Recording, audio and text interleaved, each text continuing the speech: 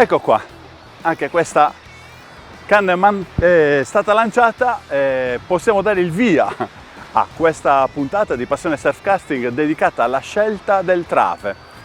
Siamo in una situazione di acqua parecchio cristallina, però ci siamo andati a mettere in uno spot dove abbiamo qualche chiazza di alghe, qualche chiazza di scoglio e quindi a seconda della posizione in cui ho messo le canne lavoreremo con un trave oppure con un altro, i finali o gli ami differenziati, insomma vedremo sotto l'aspetto tecnico tutto ciò che si può fare quando si affronta una spiaggia che ha delle variabili così importanti come questa di Marina di Sorso. Mi trovo in compagnia di Cristian Stangoni che viene da Badesi e quindi mi sta dando tra virgolette una mano ad affrontare questa particolare spiaggia. Lui è completamente davanti alla fila di scogli che sono all'incirca 100-120 metri, io invece sono a margine perché voglio provare a lavorare anche oltre gli scogli, quindi più soluzioni tattiche e tecniche per cercare di insidiare più pesci possibile, perché per la pescata estiva è troppo presto. Io un minuto fa avevo la maglietta, adesso ho la felpa perché si alza il vento e il freddo arriva in 2 secondi. Una canna con un cefalo vivo non si sa mai, l'abbiamo messa in acqua e poi, visto che Emiliano purtroppo non è potuto venire per motivi di lavoro, gli farò una videochiamata per magari, a parte per coinvolgerlo, chiedere come sta, magari ci dà anche qualche consiglio che poi noi attueremo in pesca.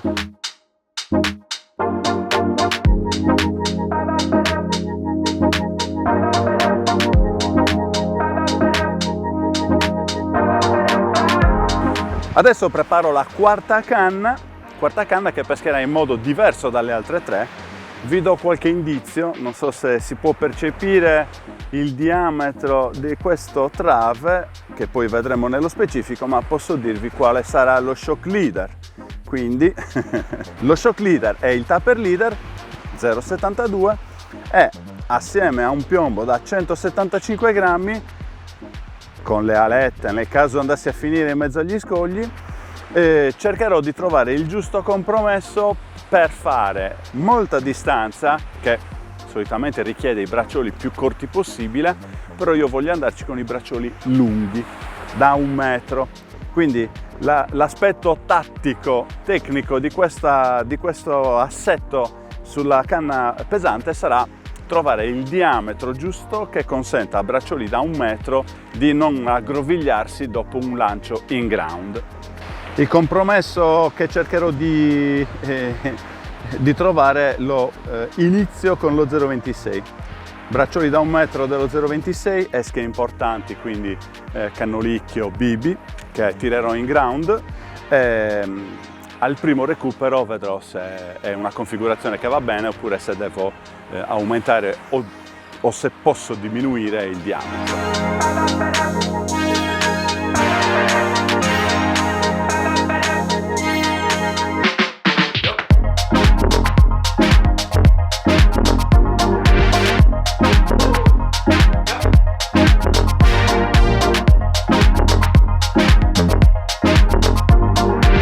Su un amo ci metto il cannolicchio, solo il muscolo, vediamo poi se c'è un po' di minutaglia che rovina l'innesco, allora si corre ai ripari.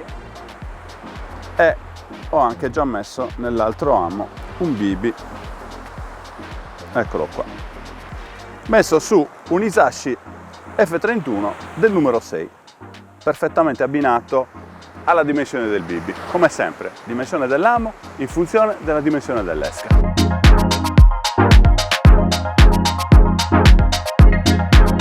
Il segreto, o meglio l'accorgimento che bisogna avere quando si lancia in ground, visto che attaccate alla trave ci sono le esche, per quanto possano essere dure, bisogna fare un lancio molto progressivo. Quindi io ho visto tante volte effettuare dei ground troppo aggressivi per magari fare qualche metro in più, però poi se l'esca arriva in acqua danneggiata per via dello strappo, della forza del lancio, è tutto inutile. L'esca deve arrivare in acqua il più integro possibile, con una presentazione perfetta, quindi quando si effettua il lancio ground lancio progressivo, si parte lento, si carica la parte più morbida della canna e poi si spinge e si sfrutta la parte più strong della canna. E poi, sempre per la presentazione dell'esca, come vi stavo dicendo prima, trovare il giusto compromesso tra la lunghezza del bracciolo e il suo diametro. Con tutto questo cocktail di dati si riesce a mettere in acqua un'esca la cui probabilità di cattura è sicuramente più elevata che non ignorandoli. Allora, Emiliano, visto che la situazione è così particolare, una puntata improntata su tutta la gestione dei travi più diversi possibile tra loro, in modo da sfruttare, sentiamo il parere di Emiliano, che non è potuto venire per motivi di lavoro, ecco che squilla, e chiederemo a Emiliano un consiglio, un tipo di montatura da mettere in acqua per cercare di sconfiggere questa cristallinità esagerata delle acque di Marina di Sorso. Ciao Emi! Siamo a Marina di Sorso, qui al Terzo Pettine, lo conosci benissimo perché insomma ci hai fatto anche qualche video. La vedi la condizione? Sì. Assolutamente sì. Acqua cristallina, mare piatto. Dammi un assetto. Il lavoro che non mi ha permesso di essere con voi, che è la situazione di mare che state affrontando. Sì, come sai bene ci sono banchi di roccia a tiro di canna, Sì. L'acqua sarà sicuramente, da come vedo dalla ripresa, cristallina, quindi io la affronterei con terminali molto sottili, fluorocarbon, massimo 0,16, con soluzioni flottanti, stando intorno a massimo 1 metro di lunghezza del terminale. E cercare di staccare qualcosa di stanziale in prossimità di quel filone roccioso che accompagna tutta la spiaggia. Perfetto. Tu lo conosci bene come me, quindi. Un assetto che sicuramente metteremo in pratica, in opera già adesso, dal primo lancio. Prepariamo questa configurazione e la lanciamo a ridosso degli scogli. E se non ora, con un po' di pazienza, al calassone, sicuramente qualche passaggio di qualche bel minuto da filmare per il video vi gratificherà sicuramente. Io lo spero anche per voi. Ti faremo sapere. Grazie Emiliano per il consiglio, lo metterò subito in pratica. Ok? Dai, buon lavoro Emi. Buona balena. Grazie. No, non si può dire. Non si può dire. Ciao, divertitevi. Ciao, ciao.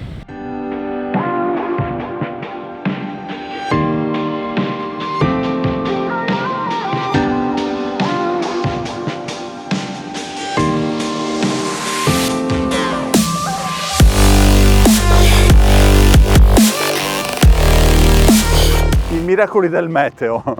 Stamattina, cos'era, alle 9 del mattino, ho iniziato, avevo la maglietta a maniche corte, poi dopo qualche ora la felpa, adesso che è l'ora di pranzo sono col giubbotto perché c'è una rotazione di vento, prima era di spalle, poi è venuta di lato, una rotazione come accade spessissimo in senso orario e che sta un po' iniziando a increspare il mare e non può che essere un assist perfetto per il fine di questa puntata, che è dedicata ai vari tipi di trave. Quindi una opzione, quella che è del mare che si sta un pochettino muovendo e che essendo la spiaggia bassa inizierà già a creare un po' di corrente, delle difficoltà che verranno risolte con il trave giusto, che noi comunque andremo a vedere.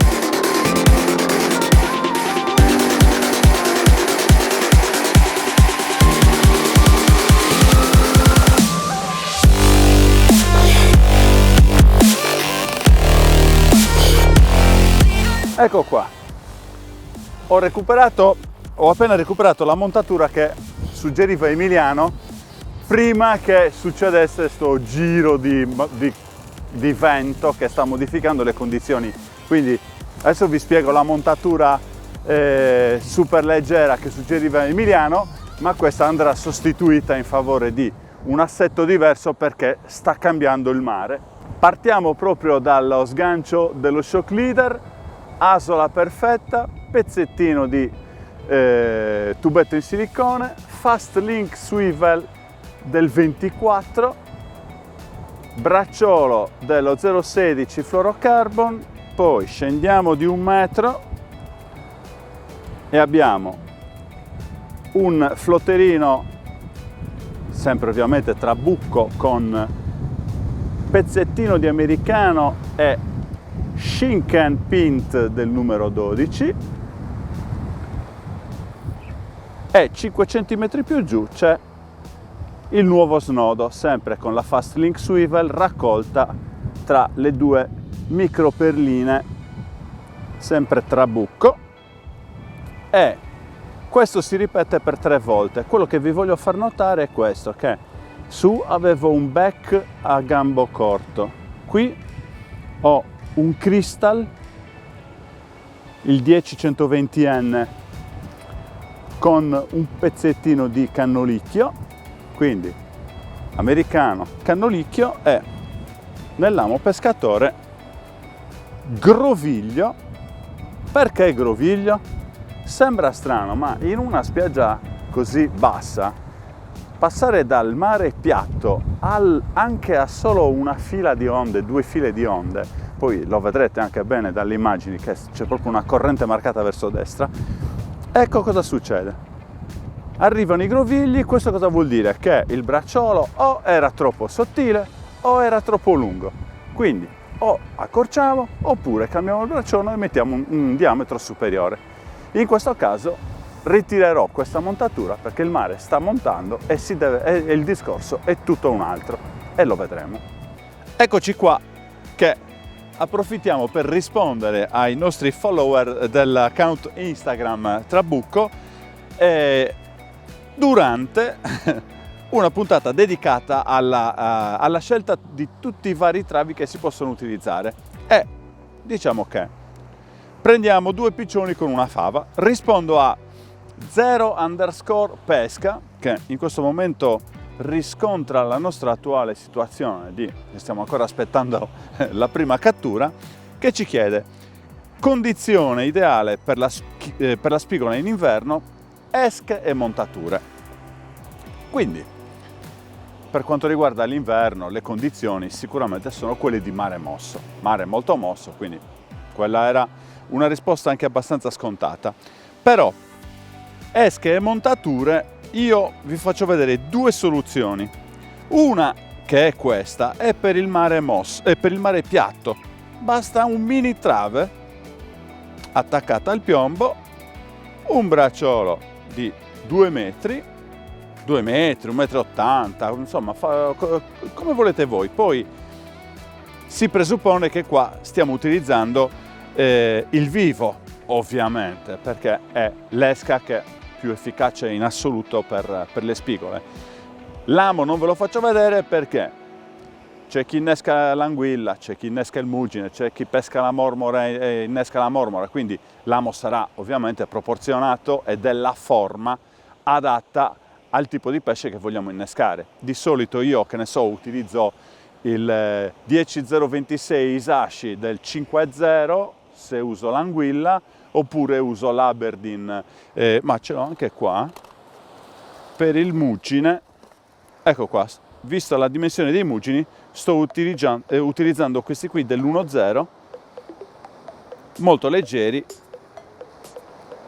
e collegati a un bracciolo che, ripeto, siamo intorno a un bracciolo lungo 2 metri. Però questa è la situazione che abbiamo noi adesso, quindi adesso il mare è calmo e quindi il bracciolo può stare attaccato al piombo. Se parliamo di condizioni ideali per la spigola, quindi di mare molto mosso, il bracciolo attaccato al piombo non può stare perché crea il groviglio attorno al piombo.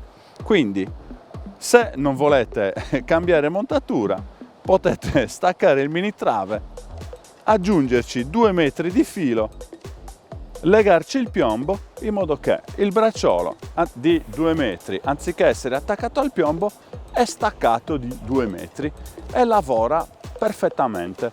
Quindi con una piccola modifica potete simulare, diciamo, uno short rovesciato, sempre utilizzando questo mini trave della Trabucco. Questo è tutto. Poi è chiaro, potrei dilungarmi su altri tipi di esche, ma prendere una spigola con un coreano, con un cannolicchio, con una striscia di seppia sono comunque eventi casuali, eventi anche un pochettino fortuiti, mentre se uno innesca il vivo o acchiappa la spigola o acchiappa il pesce a serra, comunque acchiappi il predatore in generale. Quindi vi ho parlato di questa soluzione per questo motivo.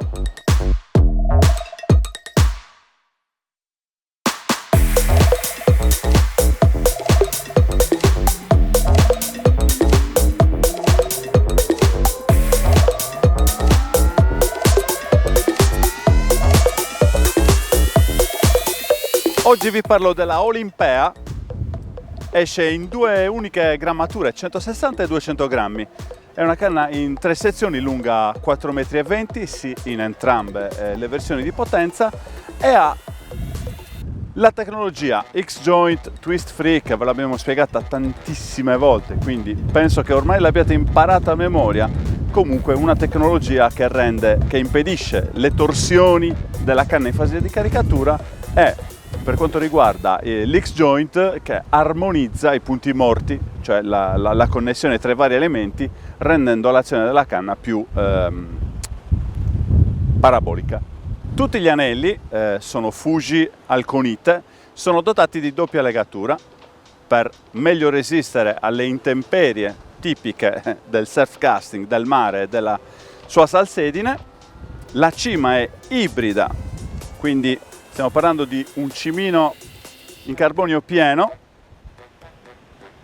Guardate che sensibilità dà in pesca, mentre per quanto riguarda l'azione notturna, questa sensibilità la possiamo anche osservare dal catarifrangente e dalla parte luminosa, luminescente, di cui la cima è dotata.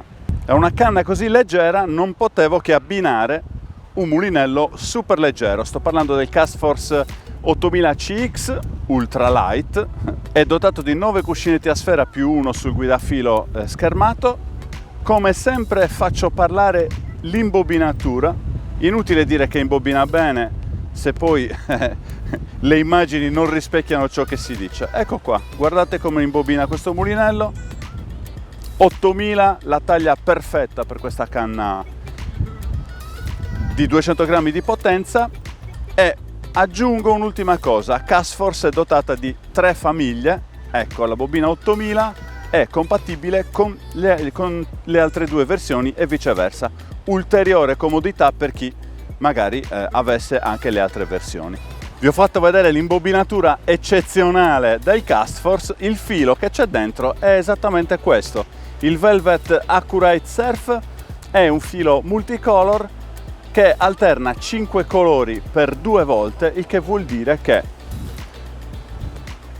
ha 300 metri di lunghezza e quindi il colore cambia ogni 30 metri. I diametri a disposizione arrivano sino allo 0,35, dallo 0,18 allo 0,35. La comodità di avere un filo multicolor magari in una spiaggia come questa è: lanci troppo lontano, magari incagli sulle rocce, vedi che sei sul rosso, allora sai che quando lanci, se sta iniziando a uscire il rosso, metti il dito sulla bobina e eviti che il piombo vada dove ci sono gli incagli. Ma questo è giusto per dirne una.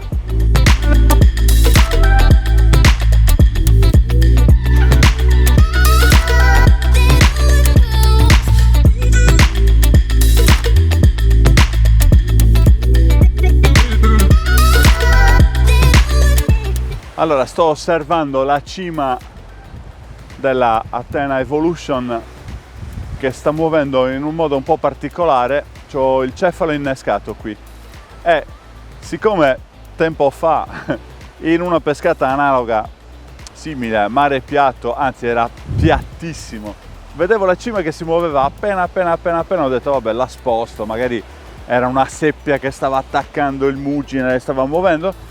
Era una spigola da 4,2 kg, quindi adesso ovviamente ci sto un po' attento, perché dico magari si sta ripetendo la stessa cosa che mi era successa tempo fa.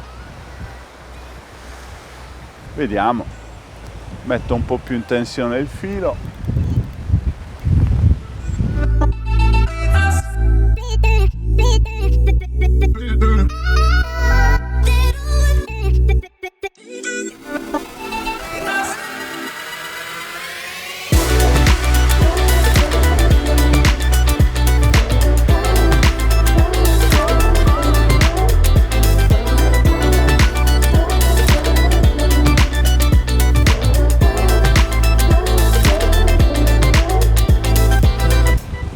Johnny, accendi, ho controllato. Sì, c'è. Vai. Ah, speriamo.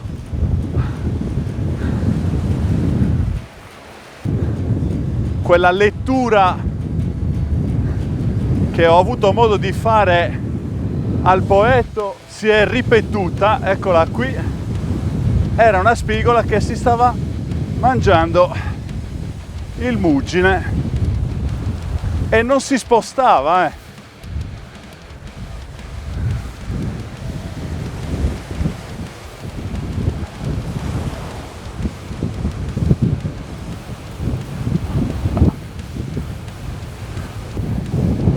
Eccola qua.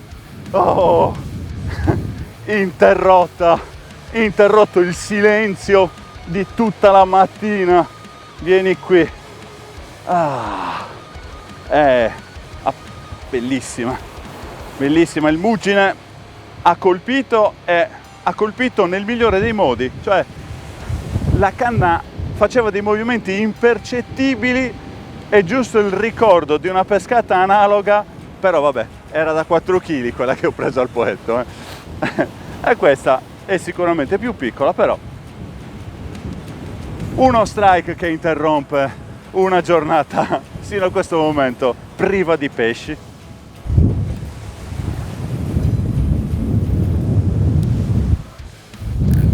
Oh, meno male perché stavo per iniziare a deprimermi. Mi stava tornando in mente una puntata di tempo fa. Mi vengono i brividi solo a pensarci. Siccome poco fa ho spiegato la montatura per la spigola, quella che ho messo in acqua io è la versione staccata dal piombo, ovvero piombo, 2 metri di nylon. Io ci ho messo una girelatrivia per fare una cosa volante, e poi un bracciolo da 2 metri e il muggine innescato. Semplice.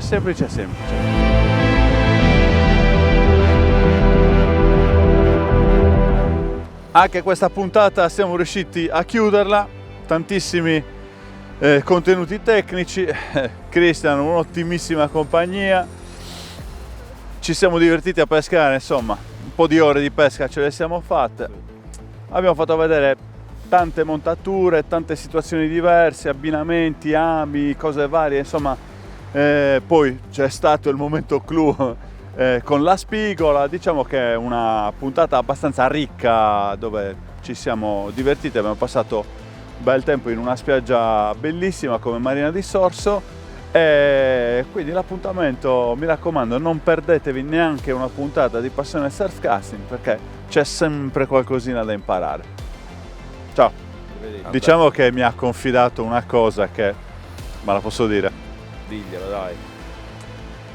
Ha pescato senza ami perché aveva paura di pescare più di me, e poi magari mi faceva fare brutta figura. Siccome mi vuole bene, siamo amici. E siamo anche amici, e quindi insomma è stato così carino da non ci crede nessuno, vero? La pesca è anche questo, però. Sicuro, amicizia sicuramente. Dai, ciao. Jonathan è appena andato via. Scommetti che incominciano a uscire i pesci a ripetizione. Vabbè, dai, poi magari facciamo brutta figura e non esce niente. C'è la canna in bando. Adesso non so come usciranno le riprese, però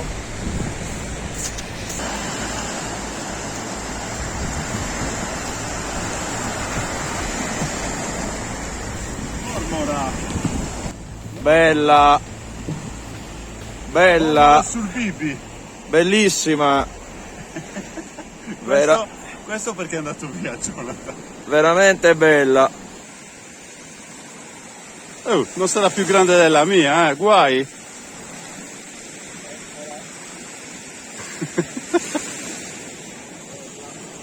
Sì, perfetto. Ci voleva, dai. Anche se siamo 2-1. Siamo arrivati al parcheggio, praticamente Jonathan è andato via, abbiamo aspettato un quarto d'ora. In un quarto d'ora siamo riusciti a fare 2 pesci e poi abbiamo smontato perché insomma domani si lavora, quindi si vede che siamo nel parcheggio, macchina è carica. Adesso ce ne torniamo a casa e quindi adesso possiamo dire che il video è Finito. finito. Ciao a tutti.